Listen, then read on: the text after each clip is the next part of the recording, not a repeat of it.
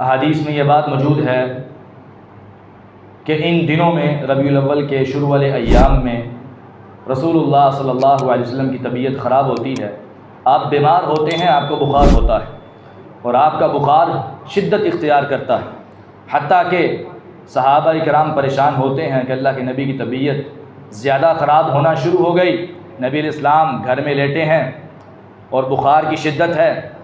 آپ صلی اللہ علیہ وسلم کو کچھ افاقہ ہوتا ہے، آپ نے 12 چشموں کا پانی منگوایا، آپ کو کچھ افاقہ ہوا، آپ اپنے بستر مرگ سے اٹھے اور آپ مسجد نبوی میں جاتے ہیں، خطبہ ارشاد فرماتے ہیں، اور خطبہ ارشاد فرمانے کے بعد آپ نے یہ بات کہی، میرے صحابہ، اللہ تعالیٰ نے اپنے بندوں میں سے ایک بندے کو اختیار دیا ہے کہ وہ دنیا میں رہے یا اللہ تعالیٰ کے پاس چلے جائے، تو اس بندے نے اللہ کی ملاقات کو پسند کر لیا ہے۔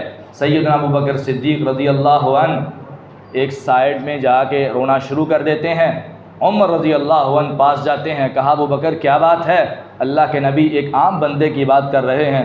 ابوبکر نے کہا عمر آپ کو بات سمجھ نہیں آئی، اللہ کے نبی کے علاوہ اللہ کس کو اختیار دے سکتا ہے؟ اللہ تعالیٰ کسی اور کو اختیار نہیں دے سکتا، اللہ کے نبی کی بات ہو رہی ہے، آپ ہم سے جدا ہونے والے ہیں۔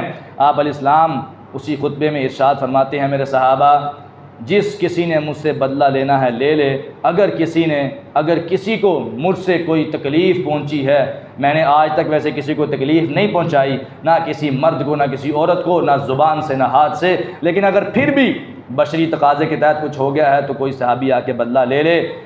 دور سے مجمع کے آخر سے ایک صحابی کھڑا ہوتا ہے، کہتا ہے اللہ کے نبی اسلام، بدر کے میدان میں صفوں کو سیدھا کرتے وقت آپ نے مجھے چھڑی ماری تھی، میں اس کا بدلہ لینا چاہتا ہوں۔ صحابہ حیران ہوئے، آنکھیں کھلی کی کھلی رہ گئیں، یہ کیا کہہ رہا ہے؟ کہا نہیں میں بدلہ لینا چاہتا ہوں۔ آپ نے کہا کوئی بات نہیں، آگے آ جاؤ۔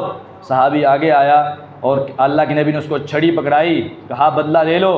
کہا اللہ کے نبی علیہ السلام، جب آپ نے مجھے چھڑی ماری تھی تب میرے بدن پہ کپڑا نہیں تھا، آپ نے انصاف کا یہ عالم، عدل کا یہ عالم کبھی کسی دنیا میں نہیں دیکھا۔ آج کوئی استاد یا کوئی بڑے سے بڑا عہدیدار یہ نہیں چاہے گا کہ کوئی مجھ سے بدلہ لے، لیکن نبی علیہ السلام نے اپنے بڑے پن کا اظہار کرتے ہوئے یہ بات ارشاد فرمائی، کہا مجھ سے کسی نے بدلہ لینا ہے تو لے لو۔ آپ نے کہا کوئی بات نہیں، آپ نے اپنی کمر سے کپڑا اٹھایا اور کہا میرے صحابی آ کے بدلہ لو۔ تمام کے تمام صحابہ کی آنکھیں کھلی ہیں، یہ کیا کرنے والا ہے؟ اس کا کیسے حوصلہ پڑے گا کہ یہ اپنا بدلہ لے گا اور آپ کو چھڑی مارے گا؟ یہ آگے ہوا، چھڑی توڑی، آپ کے جسم کے ساتھ چمڑ گیا اور کہا اللہ کے نبی علیہ السلام، یہ بدلہ تو ایک بہانہ تھا، لیکن میرا یہ دل کر رہا تھا کہ آپ کی وفات سے پہلے میرا جسم آپ کے جسم کے ساتھ مل جائے، میں یہ چاہتا تھا، اور میرے جسم پر جہنم کی آگ حرام ہو جائے۔ نبی علیہ السلام سارے صحابہ رونے لگے، کہا تیری محبت کا کیا انداز ہے۔ نبی علیہ السلام اٹھے، گھر گئے، وفات سے 5 دن پہلے ایک عشاء کی نماز کا وقت ہوتا ہے، آپ اٹھنے کی کوشش کرتے ہیں لیکن بخار کی شدت ہے، اٹھا نہیں جاتا۔ آپ علیہ السلام فرماتے ہیں مرو ابا بکر فلیصلی بالناس، عائشہ ابو بکر سے کہو نماز پڑھا دے۔ سیدہ عائشہ فرماتی ہیں اللہ کے نبی اسلام ابو بکر سے کھڑا نہیں ہو جائے گا، آپ کی بیماری کی وجہ سے، بخار کی وجہ سے وہ رونا شروع ہو جائیں گے، نماز نہیں پڑھائی جائے گی۔ کہا نہیں، یأبی اللہ والمؤمنون الا ابا بکر، اللہ تعالیٰ بھی انکار کرتا ہے، مومن بھی انکار کرتے ہیں کہ ابو بکر کے علاوہ کوئی اور نہیں ہو سکتا۔ اللہ تعالیٰ ابو بکر کے علاوہ کسی کو پسند ہی نہیں کرتا، اس لیے ابو بکر سے کہو مرو ابا بکر فلیصلی بالناس۔ ابو بکر رضی اللہ عنہ نماز کے لیے کھڑے ہوئے، نماز شروع کی، آپ کو کچھ افاقہ ہوا، آپ نماز کے دوران ہی اپنے گھر سے اٹھے، مسجد میں آئے، ابو بکر صدیق کو صحابہ کرام نے کھنگورے مار کے اشارہ کیا کہ اللہ کے نبی آ گئے، آوازیں نکالنے لگے، تو ابو بکر پیچھے ہٹنے لگے۔ اللہ کے نبی اسلام نے کہا ای مکانک مکانک مکانک، ابو بکر اپنی جگہ پہ کھڑا رہے۔ نبی علیہ السلام آ کے ابو بکر کے ساتھ بیٹھ گئے، ابو بکر رضی اللہ عنہ کو نبی علیہ السلام نے امامت کروائی اور ابو بکر نے تمام صحابہ کو کروائی۔ یہ مسجد نبوی کا عجیب منظر ہے، ایک ہی وقت میں 2 امام ہیں۔ اللہ کے نبی نے نماز پڑھائی، آپ چلے گئے، یہ آپ کی آخری نماز تھی مسجد میں، اس کے بعد آپ مسجد میں نہیں آ سکے۔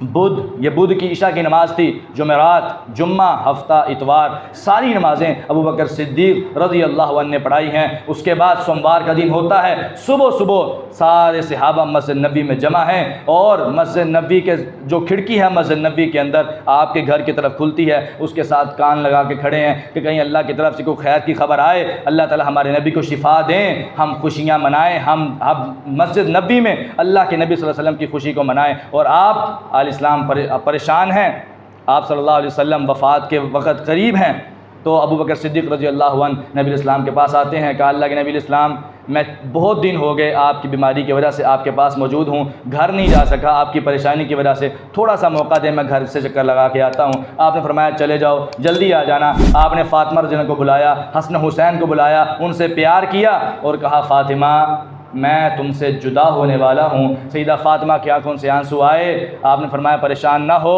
ان قریب سب سے پہلے میرے رشتہ داروں میں تو مجھ سے آ کے ملے گی اور اللہ تعالیٰ تمہیں جنتی عورتوں کی سردار بنائے گا۔ اور جس دن فاطمہ روئے اس دن ہم جشن نہیں منا سکتے، جس دن صحابہ کرام پریشان ہیں ہم جشن نہیں منا سکتے۔ صحابہ کرام سارے پریشان، سیدہ عائشہ کی گود میں اللہ کے نبی کا سر ہے، نبی صلی اللہ علیہ وسلم اپنے ہاتھ اوپر کرتے ہیں، پھر نیچے کرتے ہیں، پھر اوپر کرتے ہیں، اور آپ یہ دعا کرتے ہیں الا ان للموت سکرات لعن اللہ الیہود والنصارى اتخذوا قبور انبیائہم مساجدا۔ آپ نے یہ دعا کی اللہ تعالیٰ یہود و نصارہ پہ لعنت کرے، انہوں نے اپنے نبیوں کی قبروں کو سجدہ گاہ بنا لیا تھا۔ اے اللہ میری قبر کو سجدہ گاہ نہ بننے دینا، میری قبر کو عید نہ بننے دینا، میری قبر کو عرس کی جگہ نہ بننے دینا، میری قبر کو شرک سے بچا لینا۔ اللہ تعالیٰ سے یہ دعا کرتے ہیں اور ساتھ یہ کہتے ہیں الا ان للموت سکرات، لوگوں موت کی سختیاں بڑی شدید ہیں، موت کی سختی بڑی شدید ہے، موت کی سختی بڑی شدید ہے۔ اور الصلاۃ وما ملکت ایمانکم، میرے صحابہ نماز کا خیال کرنا، نماز کا خیال کرنا، نماز نہ چھوڑنا۔ سیدہ عائشہ فرماتی ہیں آپ یہ دعا کرتے کرتے آہستہ آہستہ آپ کا ہاتھ نیچے آتا ہے اور آپ علیہ الصلوۃ والسلام وفات پا جاتے ہیں۔ میں آپ کے پیچھے بیٹھی ہوں، پیچھے سے اڑتی ہوں، آپ کا سر مبارک رکھتی ہوں اور آپ کے اوپر چادر دے کے جو صحابہ کرام باہر انتظار کر رہے تھے، میں نے ان سے کہا قد مات نبیکم، اے نبی کے صحابہ جو آپ نبی پر جان نچھاور کرنے والے، اپنی جانوں کو قربان کرنے والے ہو، تمہارے نبی وفات پا چکے ہیں۔ تمام صحابہ کرام کی ہسکیاں بچ جاتی ہیں، سارے کے سارے صحابہ رونے لگے۔ حضرت عمر پریشان ہوئے، اپنی پریشانی میں اتنا گم ہوئے کہ کہنے لگے خبردار جس نے کہا نبی فوت ہو گئے، جس نے کہا نبی فوت ہو گئے میں اس کی گردن اڑا دوں گا۔ نبی فوت نہیں ہوئے، نبی فوت نہیں ہوئے۔ بس جس طرح موسیٰ علیہ السلام کوہ طور پر گئے تھے، نبی علیہ السلام اللہ کی ملاقات کے لیے گئے ہیں، بعد میں واپس آ جائیں گے۔ ایک صحابی جاتا ہے ابو بکر کے پاس اور جا کے کہتا ہے ابو بکر رضی اللہ عنہ آپ تو کبھی اللہ کے نبی سے جدا نہیں ہوئے تھے، آج جا کے دیکھیں آپ کے پیغمبر، آپ کے محبوب وفات پا چکے۔ ابو بکر صدیق جلدی آتے ہیں، حجرہ عائشہ میں آ کے اللہ کے نبی کے پیشانی کا بوسہ لیتے ہیں، بوسہ لے کے مسجد نبی میں جاتے ہیں۔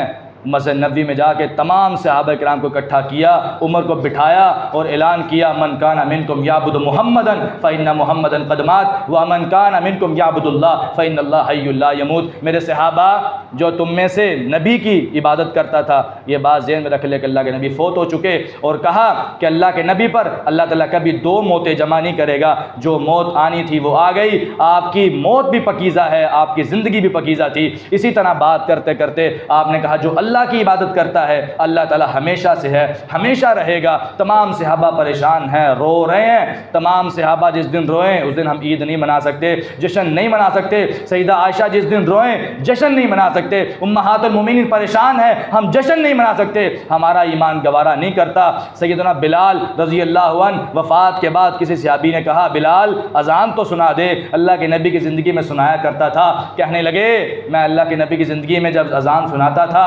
اشہد ان محمد رسول اللہ پہ پہنچتا تھا، سامنے رسول کا چہرہ ہوتا تھا، میں زیارت کرتا تھا، میں آپ کے چہرے کو دیکھتا تھا۔ آج میں یہ جملہ پڑھ کے کس کے چہرے کو دیکھوں گا، کس کے چہرے کی زیارت کروں گا، مجھ سے اذان نہیں کہی جائے گی۔ کہا ضد نہ کرو، میں اذان نہیں کہوں گا۔ صحابہ کرام نے ضد کی، حضرت بلال نے اذان سنائی۔ محدثین نے لکھا جب اشہد ان محمد رسول اللہ پہ پہنچتے ہیں تو گج کھا کے زمین پہ گر جاتے ہیں۔ صحابہ کرام کی زندگی کا یہ عالم ہے. صحابہ کرام کو غم لگا ہے. یہ دن، یہ تاریخ، یہ سارے کے سارے غم والی تاریخیں تھیں. صحابہ کرام اس دن غم میں ہیں، امہات المؤمنین غم میں ہیں. جب نبی علیہ السلام کو صحابہ کرام دفن کرنے کے بعد واپس آئے، سیدہ فاطمہ پریشان رو رہی ہیں. انس رضی اللہ تعالیٰ عنہ سے سوال کرتی ہیں، اے انس، دیگر صحابہ بتاؤ، جس نبی کا لعاب زمین پہ نہیں گرنے دیتے تھے، اس نبی پر مٹی کیسے ڈال دی؟ بتاؤ مٹی کیسے ڈال دی؟ کس طرح تم نے گوارا کیا کہ نبی پر مٹی ڈالو گے؟ سیدہ فاطمہ رو رو کے یہ الفاظ کہہ رہی ہیں اور پریشانی کے عالم میں یہ کہا، آج کے بعد اگر جبریل آئے گا تو میں جبریل کو منع کروں گی، جبریل نہ آیا کر، جس کے پاس آتا تھا وہ دنیا میں نہیں رہے. پریشانی کے عالم میں اس طرح کے الفاظ بولے، غم میں. تمام صحابہ کرام غم زدہ ہیں. نبی علیہ السلام کی وہ اونٹنی جس پر آپ سوار ہوتے تھے، وہ مدینہ چھوڑ کے چلی گئی. وہ جب مدینے میں چلتی ہے سوار نظر نہیں آتا، وہ بھی رو رہی ہے. تمام صحابہ رو رہے ہیں. میرے اے لوگو، اے ایمان والو، یہ بات ذہن میں رکھو، یہ ساری کی ساری تاریخیں، ربیع الاول کا جب بھی آغاز ہوتا ہے تو نبی علیہ السلام کی وفات کے ایام اور آپ کی بیماری کے ایام شروع ہوتے ہیں. اس دن کو خوشی منانا، عید منانا ایک مومن کا کام نہیں ہے، مسلمان کا کام نہیں ہے. اس لیے ہم سب کو چاہیے کہ جشن یا عید یا اپنے تصور سے ہی نکال دیں، ذہن سے ہی نکال دیں.